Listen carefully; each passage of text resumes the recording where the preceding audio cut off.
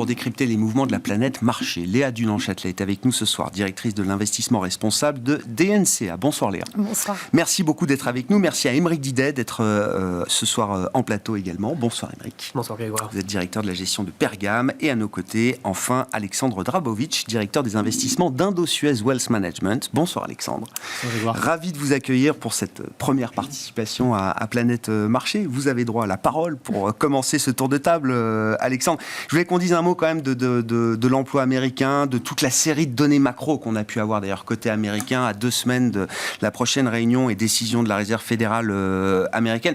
C'est vrai que sur le front de l'emploi, tout le monde attend de voir un refroidissement. Enfin, non seulement il n'y a pas de refroidissement, mais on a l'impression qu'on est toujours dans une forme de tension, voire de surchauffe, en tout cas en matière de création d'emplois dans ce rapport mensuel américain. 339 000 emplois créés, ça nous place quand même dans des chiffres qui restent relativement hors normes, il faut le dire, Alexandre. Oui, tout à fait. Alors, le résultat est spectaculaire. Il y a des révisions, ensuite, également sur les séries précédentes. Mais finalement, c'est l'un des rapports les plus bizarres qu'on ait connus dans l'emploi ces derniers temps. Parce qu'on parlait de ça, on a le taux de chômage qui a fortement progressé. Alors, il a progressé de 3,4 à 3,7, ce qui, historiquement, reste très, très bas. Malgré tout, avec une telle croissance du nombre d'emplois, on peut se poser la question, comment peut-on avoir un taux de chômage qui augmente ? Alors, l'une des théories, mais là, je pense qu'il y aura beaucoup d'économistes qui vont écrire dans les jours à venir, parce qu'en général, on trouve toujours la raison. A posteriori. Voilà, exactement. Toujours plus facile. Mais voilà, en discutant avec une de mes collègues américaines, elle me disait, il y a peut-être aussi le fait que beaucoup d'Américains recherchent un second emploi, avec une certaine détérioration, finalement, de leurs conditions de salariés, soit parce que l'inflation aujourd'hui veut dire que vous avez besoin de trouver un second job pour augmenter votre pouvoir d'achat. C'est l'une des thèses éventuellement retenues. Mais moi, ce que je retiens quand même dans ce chiffre, c'est qu'on a quand même une économie américaine extrêmement résiliente. Le consommateur américain est très résilient. Pourquoi ? Parce que l'adage aux États-Unis, c'est « j'ai un job, je suis heureux ». Et aujourd'hui, finalement, ça se concrétise dans une économie qui va plutôt bien. On a totalement oublié le stress financier du mois de mars. L'économie repart, les marchés financiers évidemment se portent bien, mais ça soulève évidemment la question des taux. Ouais. Alors bien sûr, non mais sur le marché du travail c'est intéressant. Je regardais aussi. Alors on regarde souvent aussi la participation au marché du travail et on considère effectivement qu'elle est jamais revenue sur les niveaux d'avant Covid, etc. On est à 62,6 pour la participation de la force de travail au marché de l'emploi américain. Mais quand on regarde par segment de population, pour la population prime age, qui est vraiment le gros du marché du travail américain, on est sur des taux de participation records qu'on n'a pas vus depuis 20 ans. Quand on regarde aussi des données qualitatives par rapport au taux de chômage chez les personnes latinos ou chez les personnes afro-américaines, qui sont mesurées très spécifiquement aux États-Unis, le chômage des personnes afro-américaines aux États-Unis était au plus bas historique. Il y a quand même une qualité, une inclusion, on va dire, dans cette dynamique de l'emploi aux États-Unis qu'on n'a pas observé depuis des décennies peut-être. C'est vrai, mais on l'observe également quand on regarde le nombre d'emplois qui sont actuellement ouverts aux États-Unis. On est encore à 10 millions. Alors certes, on est allé à 12 millions post-Covid, mais on est largement au-dessus de la moyenne entre 6 et 8 millions qui était pré-Covid. Donc on voit bien que finalement, le marché se porte bien. Il y a énormément de création aujourd'hui d'emplois. Les employeurs aujourd'hui ne veulent pas se délester de leur force de travail parce qu'ils ont peur finalement de ne pas pouvoir la récupérer plus tard. Et c'est là où le phénomène est différent des récessions ou des ralentissements économiques précédents. Est-ce qu'il y a d'autres données statistiques en provenance des États-Unis qui viennent contrebalancer un petit peu le message que nous renvoie la photographie du marché du travail, ou est-ce que forcément la Fed va devoir rouvrir la question d'une nouvelle hausse de taux, peut-être dès le prochain meeting de juin, ou peut-être pour le meeting de juillet qui se tiendra les 25 et 26 juillet, Alexandre? Honnêtement, je pense que même la Fed ne le sait pas encore aujourd'hui. Soyons très humbles là-dessus. Et je pense que là-dessus, il y a 2 raisons. La première, c'est qu'effectivement, on a une économie qui est résiliente. Ça, elle doit s'en féliciter quelque part parce que ça fait partie de son mandat. Ensuite, sur le front de l'inflation, on a quand même vu une certaine décélération quand même s'opérer. On l'a encore vu hier dans le dernier chiffre ISM sur la composante des prix. Elle était en forte contraction. S'effondre. Donc finalement, pour elle doit se dire, finalement, j'ai peut-être terminé mon job. Est-ce que je dois faire encore 25 BP peut-être au mois de juillet? En tout cas, le marché aujourd'hui, il se dit, OK, 50-50 pour le mois de juillet. Pourquoi 50-50? Parce qu'on ne sait pas trop. Donc on se dit, on a une chance sur 2 de le faire. Nous, notre vue aujourd'hui chez Indosuez, c'est que la Fed devrait plutôt être en position d'avoir atteint son plateau. Parce qu'il ne faut pas oublier que quand même, on a eu une crise financière au mois de mars sans précédent. Plus elle pousse les taux d'intérêt trop élevés, plus elle va avoir un stress sur son système bancaire. Et ça, la Fed, je pense que M. Powell aujourd'hui ne doit pas très bien dormir la nuit. Sa préoccupation numéro 1 avant l'inflation et le plein emploi, c'est la stabilité financière. Il l'a gagnée pour l'instant et elle est de retour, mais je ne pense pas qu'il ait envie de se retrouver dans le même schéma du mois de mars. C'est quand même fascinant, Aymeric, ça fait 12-18 mois qu'on essaye de capter le timing de la récession américaine, 12-18 mois qu'on reporte toujours un peu plus loin cette destination dans le temps. Alors c'est que plus le temps passe, plus on est prudent avec cette idée de se dire qu'on reporte éternellement l'idée de la récession. Mais bon, on a l'impression quand même que le voyage vers cette récession / soft landing peut prendre encore un peu plus de temps que ce qu'on imaginait il y a encore quelques semaines. Et c'est quelque part un peu une bonne nouvelle. C'est aujourd'hui, on a quand même une excellente nouvelle. On a une économie qui est extrêmement vigoureuse aux États-Unis. Parce qu'il faut bien voir aussi qu'ils ont mis en place beaucoup d'aides pour contrer l'inflation en vue des ménages les plus pauvres. Donc en fait, c'est ceux qui sont le plus aidés et ceux dont la consommation repart fortement du coup à la hausse. Donc ceux qui permettent de faire toute cette consommation qui tient aujourd'hui l'économie américaine. Et c'est ça qui permet à l'économie d'avoir cette résilience qu'on connaît aujourd'hui et qui en plus est aidée par un deuxième phénomène, qui est le phénomène des marchés financiers. C'est autoréalisateur, très clairement, mais ça joue énormément aux États-Unis, puisque quand les marchés financiers vont bien, le consommateur qui a quand même puisé pendant ces 3 dernières années énormément dans son épargne, aujourd'hui, ce qui lui reste en tout cas d'épargne, quand au moins ça va bien, c'est une très bonne nouvelle pour soutenir l'économie américaine. Donc aujourd'hui, récession par récession, c'est très dur à dire. Par contre, ce qu'on voit, c'est qu'on arrive quand même, quoi qu'on en dise, normalement, à la fin de la période de hausse de taux. Elle a été extrêmement rapide, d'une violence sans nom, parce que c'est jamais arrivé qu'on monte les taux aussi vite, aussi fort aux États-Unis. Ça a tenu. L'emploi a tenu, on le voit encore aujourd'hui, c'est génial. L'emploi tient très très bien, on est sur des niveaux qu'on aurait tous rêvé d'avoir avec une telle hausse de taux aussi rapide. Donc pour nous, on est plutôt à se dire, next step. Et c'est ce que disent les marchés aujourd'hui. Le marché américain qui continue de monter, qui est aujourd'hui avec un Nasdaq certes à 30% de hausse, ou même un S&P presque à 2 chiffres, il faut être clair. Le marché continue d'être très vigoureux parce qu'il regarde l'étape d'après. L'étape d'après, c'est quoi ? C'est, on aura peut-être une micro-récession, peut-être un super soft landing, mais en tout cas, pour le moment, l'économie va bien et finalement, on va s'en sortir. Et ça veut dire qu'il y a un moment donné, on va commencer à parler le gros mot qui est aujourd'hui baisse de taux. Moi, je ne pense pas que ça sera contrairement à ce que beaucoup disent. Non, c'est un pricing de baisse de taux qui s'est quand même un peu épuisé, un peu évaporé au fur et à mesure des données qu'on peut avoir depuis quelques jours, quelques semaines. Mais il y a un moment, on ne va plus du tout parler de hausse de taux, on ne parlera plus que quand est-ce qu'on va baisser les taux. Et ça, je ne pense pas que ça soit forcément pour cette année, mais à mon avis, on risque d'avoir quelques surprises. Et ça, c'est super bon. Et c'est un autre super soutien au marché financier. C'est compliqué, parce que c'est vrai que le voyage continue.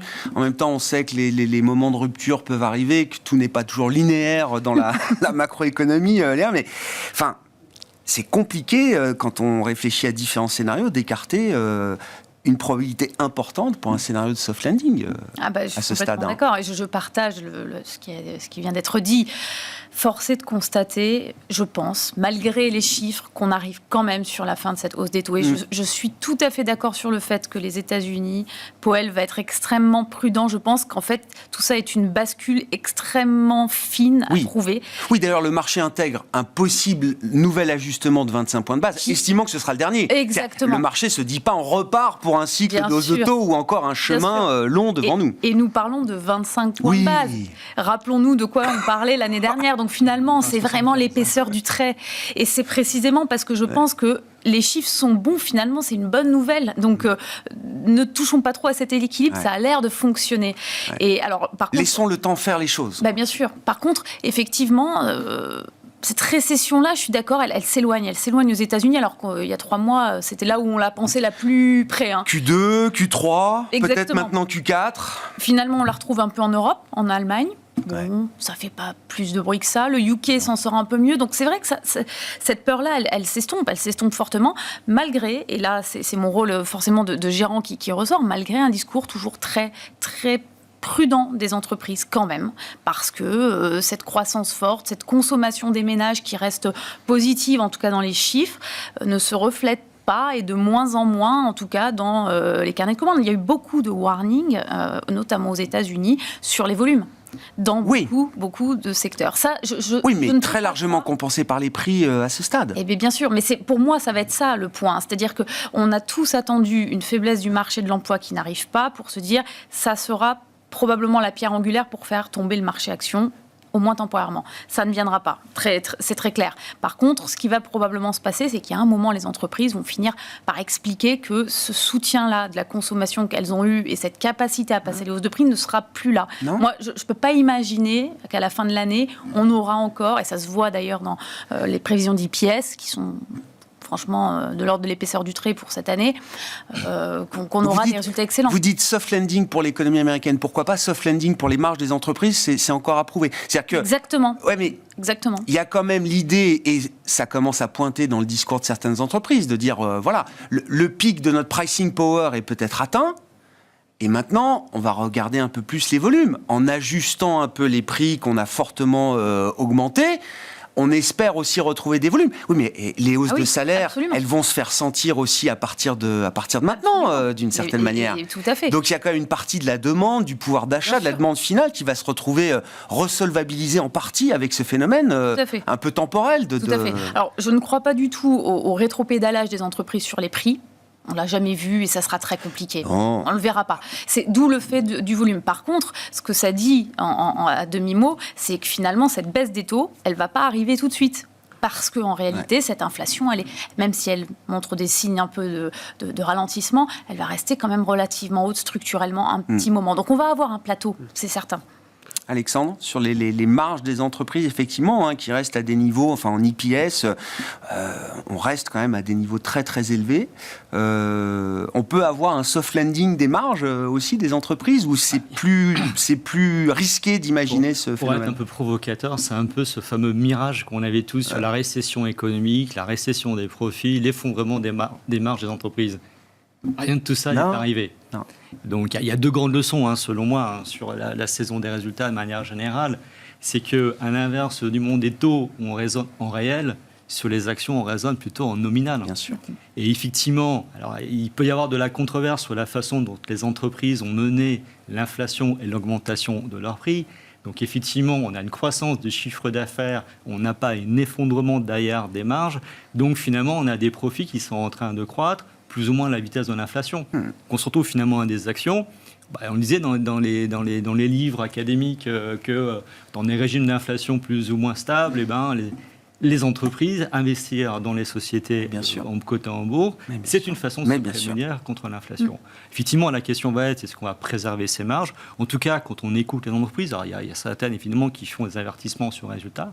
Globalement, elle reste confiante. Alors, pour rebondir sur l'un des sujets que vous voulez aborder plus tard, mais je regardais tout à l'heure des chiffres incroyables.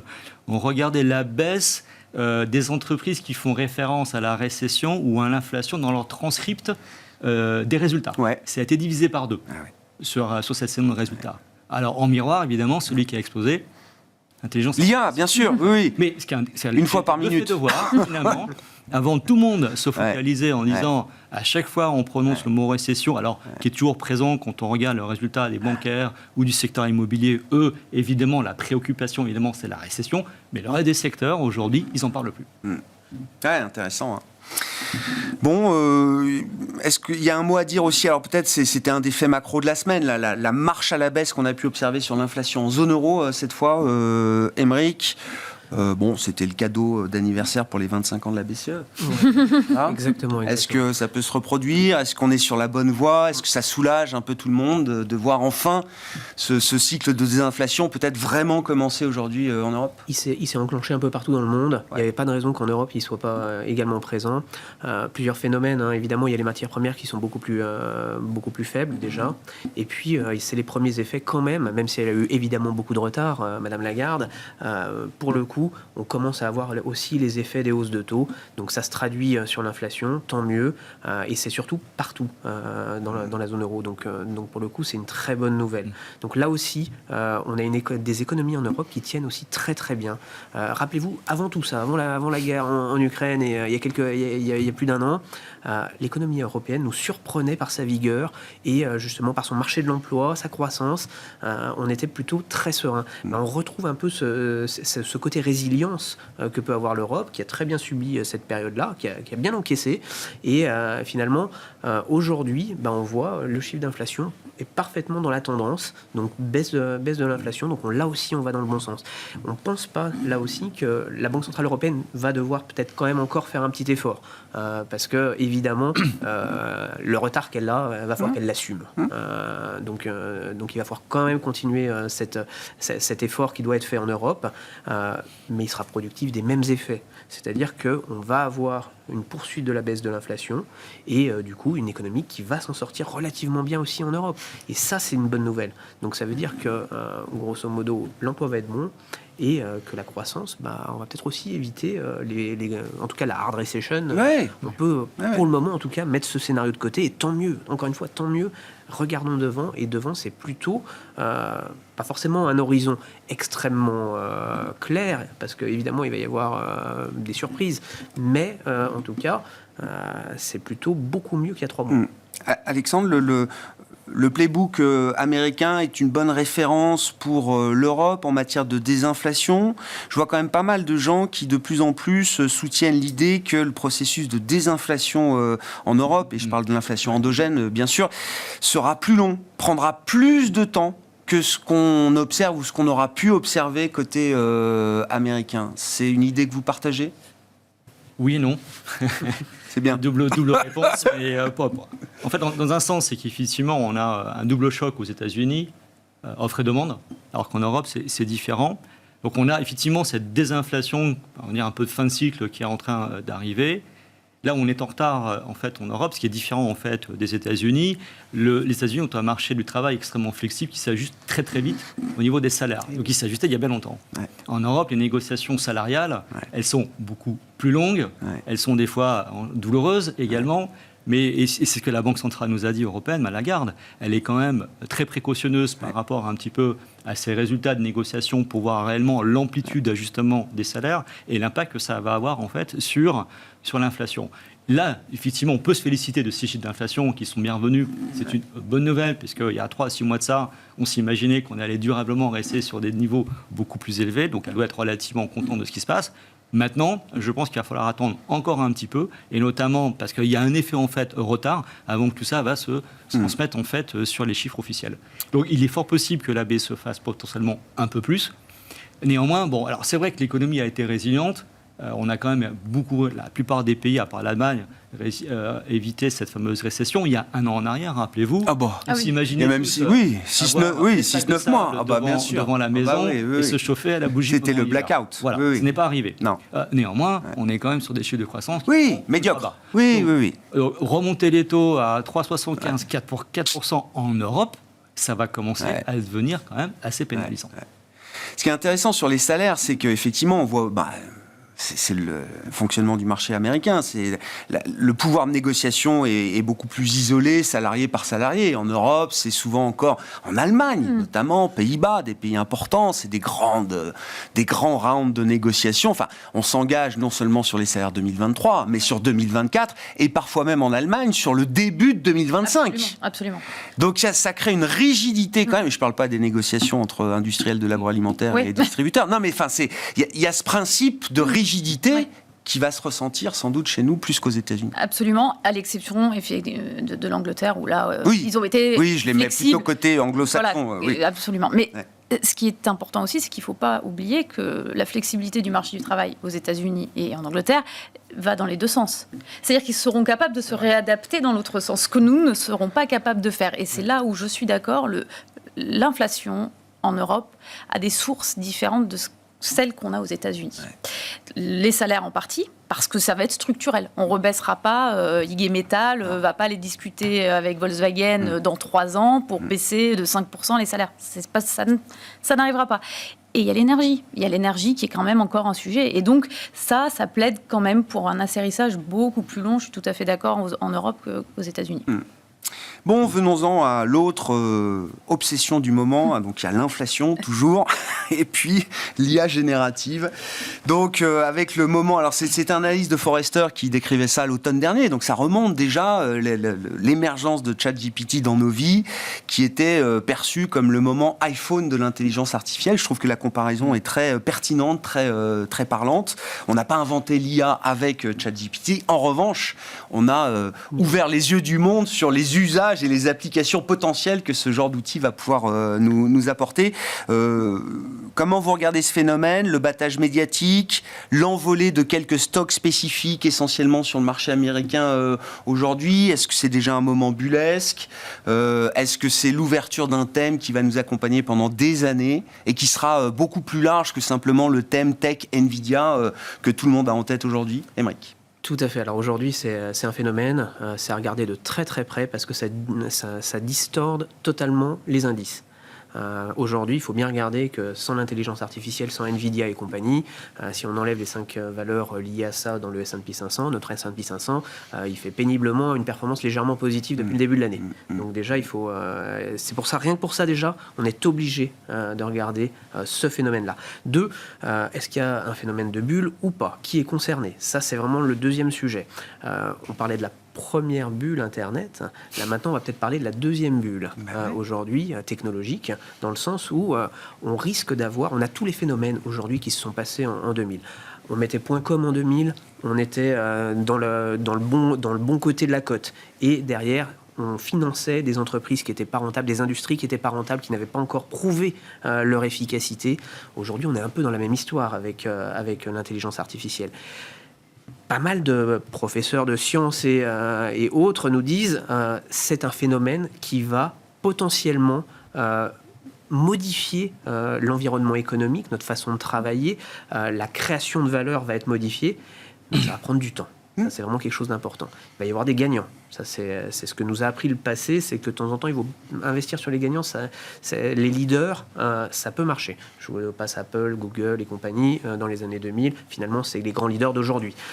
C'est marrant, mais on retrouve les mêmes aujourd'hui. On retrouve Google, on retrouve Microsoft, on va retrouver ces géants. Et donc aujourd'hui, notre but, ça va être de dire, bon, bah voilà, il se passe un phénomène qui est extrêmement important. Faut pas le négliger, faut pas le mettre de côté. Faut chercher les gagnants de demain. Donc aujourd'hui, évidemment, on a vu Nvidia. Mais aujourd'hui, la liste des valeurs qui sont touchées par l'intelligence artificielle, on commence à avoir une liste avec Palantir, avec donc Microsoft, Google, Nvidia, Apple, Amazon. On commence à faire la liste. En Europe, on aura peut-être les fabricants de semi-conducteurs. Et puis, on regarde quelles sont les valeurs qui vont être concernées. On voit, par exemple, dans le secteur de la santé, l'imagerie médicale nous dit tout de suite, on va être extrêmement impacté par l'intelligence artificielle, ça va nous aider énormément. Donc, très bien, on va aller chercher ces valeurs-là parce qu'on sait que les marchés financiers sont capables, certains disent le terme overshooter, sur l'enthousiasme boursier, oui, il est parfois un peu si on immédiat. On ne participe pas à ces phénomènes-là, on en revient à ce que je disais il y a une minute, les indices ne font pas de performance. Il faut être sur ces valeurs-là. Si on fait de la gestion active, on doit participer aujourd'hui à cette envolée de titres. Mais c'est un vrai thème. C'est-à-dire que c'est pas... alors, sans remonter au .com... mais blockchain, crypto, métavers, moi, encore une fois, je l'ai raconté tout au long de la semaine, je me souviens d'une séance il y a quelques années où Carrefour publie un communiqué au moment blockchain, donc pour dire, nous, dans la logistique aussi, on utilise la blockchain. Bon, très bien, c'est un outil parmi d'autres. Ça n'a pas changé le modèle économique de Carrefour, ça n'a pas changé le statut boursier de Carrefour. Là, j'ai l'impression que c'est un thème qui est un peu plus puissant quand même qu'une simple mode de marché. Oui, c'est un peu plus puissant. C'est fait par des acteurs aussi qui sont plus organisés, aujourd'hui, et donc par des grands leaders internationaux. Donc là aussi, on n'est pas dans quelque chose non plus qu'on ne connaît pas et qui n'existait pas il y a 5 ou 10 ans. L'intelligence artificielle, elle existait déjà. Regardez ce que faisait Google au départ. Au départ, le moteur de recherche, quelque part, c'est de l'intelligence artificielle qui va aller chercher les sites et qui va nous permettre de trouver des sites de façon la plus intelligente, quelque part, possible, donc, et la plus rapide. Donc déjà, c'était des prémices de ce qui existe. Le module Siri chez Apple, il existe déjà depuis des années. Et il nous répond. Donc quelque part, on a déjà une technologie qui a des effets et qui est quelque part qui est applicable, avec des applicatifs qui sont déjà en place. Donc c'est pour ça qu'aujourd'hui, on peut être plus serein dans le fait d'accompagner ce mouvement-là. Alors, est-ce que c'est cher, c'est valorisé? Est-ce qu'on ne va pas, peut-être, sûrement, les marchés financiers savent très bien faire ça, on le sait. Mais on ne peut rien contre l'enthousiasme de la bourse. Celui qui était noir en 99 ou 2000, il n'a pas fait de performance, il n'a pas fait les 50% de hausse du marché. Alors, il n'a peut-être pas fait la baisse derrière, mais c'est ça qui nous donne encore de l'intérêt à ce métier, à la gestion active. Bon, le thème de l'IA, est-ce que c'est un vrai thème de marché avec, encore une fois, l'univers, la profondeur d'investissement, peut-être pas aujourd'hui, mais demain, qu'on pourra avoir, et thème aussi dans le sens, ça ne concerne pas juste un secteur. Aujourd'hui, celui des semi-conducteurs, qui est le trade le plus évident pour le marché, et c'est tout à fait légitime. Il y a une certitude qu'un fabricant de composants comme Nvidia est déjà un gagnant de cet essor du GPT et de l'IA générative. Pour le reste, quand on se projette sur des horizons moyen-long terme, j'ai l'impression que le marché est beaucoup plus dubitatif, ou en tout cas beaucoup moins consensuel. Il y aura forcément des gagnants, mais est-ce qu'avant de gagner, je ne vais pas perdre ? Et si je perds, est-ce que je ne vais pas rester pénalisé longtemps avant de trouver une manière de profiter moi aussi de l'IA, et bien au-delà des secteurs technologiques? C'est un thème qui va au-delà de la tech aujourd'hui. Ai-je le droit de dire en introduction que j'ai du mal à utiliser mon téléphone et l'intégralité de toutes les applications que j'ai, donc tout ça est très nébuleux pour moi.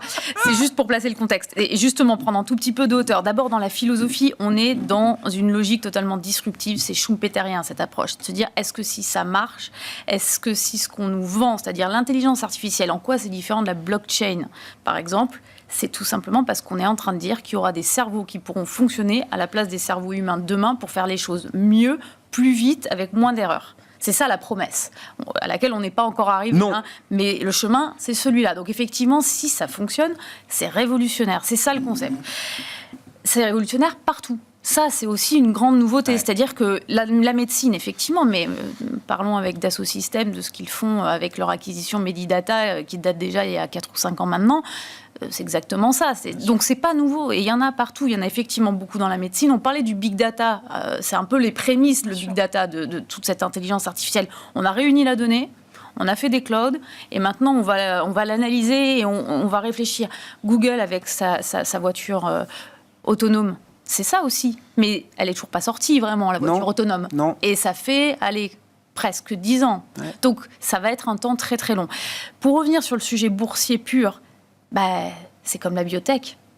Moi, j'aurais énormément de difficultés à m'engager, à dire c'est cette technologie, c'est cet acteur qui va gagner demain. Il faut être extrêmement fin connaisseur.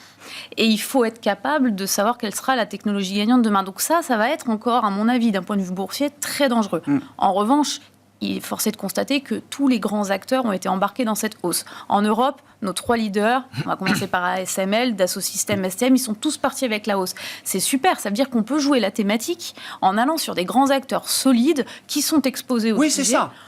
Là, c'est pas de la bulle.com, quoi. C'est des boîtes établies, absolument. C'est des business models qu'on connaît. Exactement. Ils ont des armées d'ingénieurs, ils vont développer dans leur coin, ils trouveront quelque chose. S'ils trouvent pas, ils chercheront. Enfin, donc, moi, c'est plutôt ça qui va m'intéresser. Donc, ça veut dire quoi ? C'est le renouveau de la tech, qu'on a délaissé. De la hard tech. De la hard tech, exactement. Qu'on a délaissé l'année dernière et personne n'avait vu revenir et qui est revenu très très fort. Donc ça va être dur de suivre.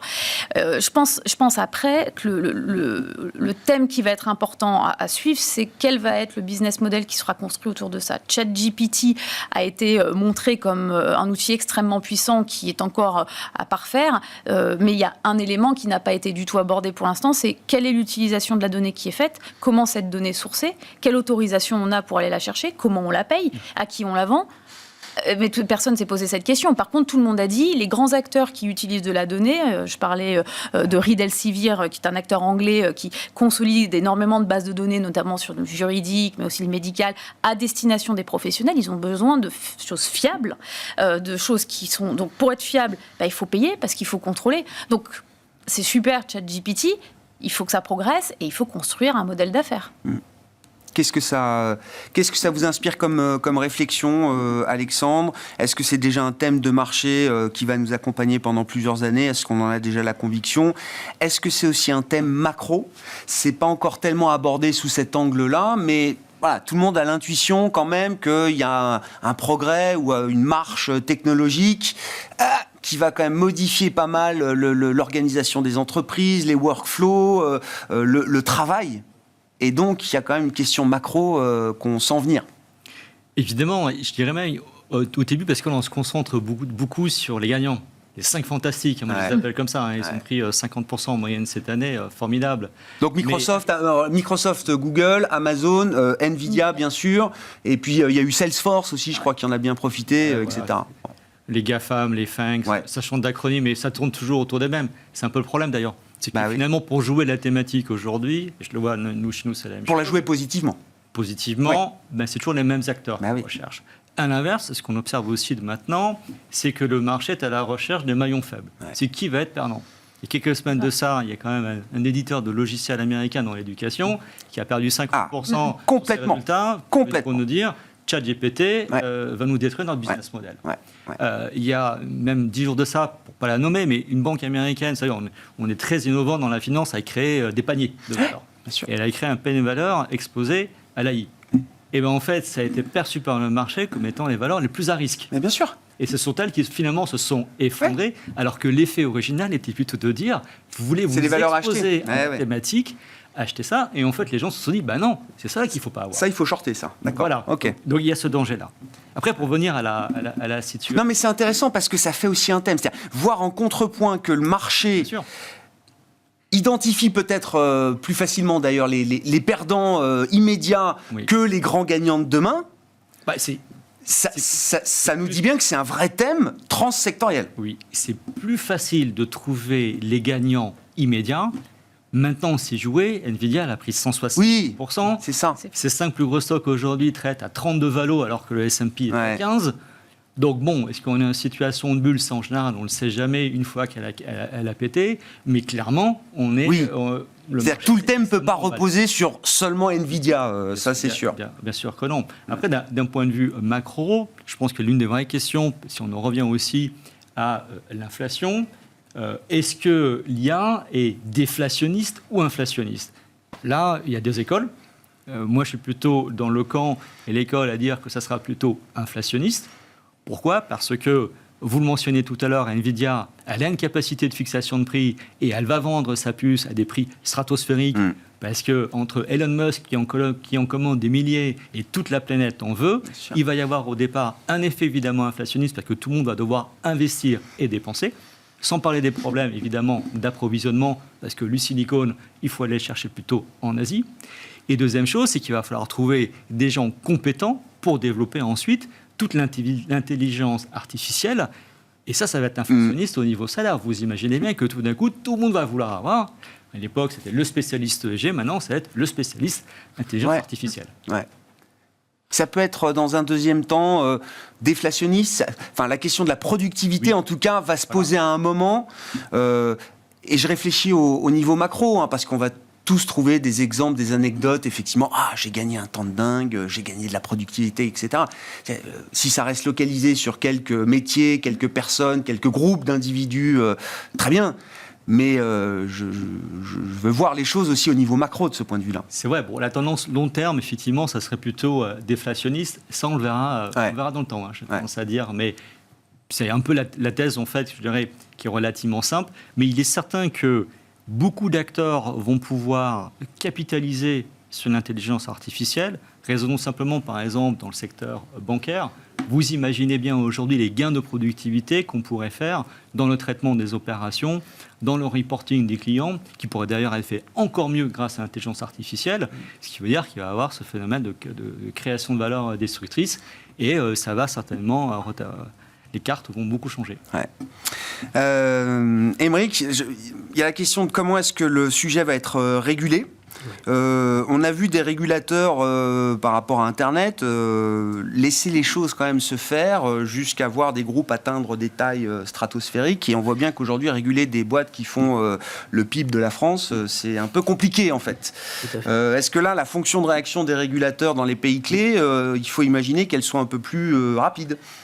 Elle va être rapide, elle va être obligatoire, et ça va peut-être même venir des entreprises elles-mêmes. On se souvient de Mark Zuckerberg qui avait participé aux négociations justement sur les données personnelles, sur la négociation autour de toute la régulation sur les données personnelles auprès du Congrès américain, parce que c'est une nécessité, c'est obligatoire. On touche à la data, aux data de nombre, de masse, donc on va être obligé de réguler. Donc ça là-dessus, il y a pas de sujet. Et ça, c'est... Et même les acteurs du secteur vont le comprendre. Vont le comprendre et l'intègrent déjà. Parce qu'aujourd'hui, et c'est là où aujourd'hui on parle beaucoup de data, on va aller chercher ceux qui maîtrisent la data et qui la maîtrisent aussi au niveau juridique. Parce que de la data, de l'en trouver en version ouverte, c'est bien, c'est simple, parce qu'on a l'exemple américain très libéral où on a énormément de data disponible. C'est pour ça qu'on a plutôt tendance à penser que ce sont les Américains qui vont être les gagnants et qui seront les leaders là-dessus. Là où l'Europe a de la data, mais souvent maîtrise le côté beaucoup plus fermé de sa data et essaie de la maintenir fermée. Et là où l'Asie a, pour le coup, extrêmement peu de data et donc risque d'être le perdant si on doit aller dans l'intelligence artificielle fournie à partir de data. Donc c'est là où on risque d'avoir des gagnants et des perdants, mais encore une fois, la régulation, elle est obligatoire, elle va aller très vite, elle sera mise très vite sur le devant de la scène, parce que regardez ce qui s'est passé sur les crypto-monnaies. Ça a été pareil. Tout de suite, on a les régulateurs qui sont arrivés. Attention, on va mettre le haut là. Les banques centrales en ont très vite acheté pour comprendre comment ça marchait, parce qu'elles ont vu qu'il y avait des risques derrière. On aura la même chose pour l'intelligence artificielle et la data. Bon, ça va créer à minima des nouveaux risques de controverse, de réputation pour les entreprises. Elles vont accepter, c'est une régulation peut-être immédiate dès le départ pour essayer d'encadrer l'essor de cette technologie. Ouais. En fait, je pense qu'on bénéficie de la courbe d'expérience de tous les essors technologiques qu'il y a eu par le passé, où effectivement ça a été fait de manière très libérale, et il a fallu rétro-pédaler pour se dire comment on encadre quand même tous ces abus, tous ces usages qu'on ne maîtrise pas très bien. Donc ça, je pense que c'est intégré dès le départ. Et je pense aussi surtout qu'on est dans un monde régulé. Oublions l'idée que le régulateur ne s'insère dans aucun secteur. Et on l'a vécu là pendant 3 ans, mais maintenant c'est partout. Je ne suis pas sûre qu'en termes de flexibilité et d'innovation, ce soit une bonne chose. Je pense que les entreprises ont besoin de flexibilité pour pouvoir évoluer et innover. Et ça va peut-être être ça le problème de l'intelligence artificielle. C'est-à-dire que si on pose des cadres extrêmement restrictif, où on donne la direction aux entreprises de là où il faut aller, comme on est en train de le faire pour l'automobile, en leur disant c'est cette technologie-là qu'il faut utiliser et pas l'autre, la rentabilité ne sera pas la même, c'est certain. Donc les niveaux de valorisation seront peut-être revus. Enfin, pour moi, le régulateur est là, c'est certain, et ça va forcément contraindre ces entreprises-là. On s'arrêtera là pour ce soir. Merci à vous 3 d'avoir été les invités de Planète Marché. Léa Dunanchette, la directrice de l'investissement responsable de DNCA, Alexandre Drabovic, directeur des investissements d'Indosuez Wealth Management, et Aymeric Didet, directeur de la gestion de Pergame, qui étaient les invités de Planète Marché ce soir.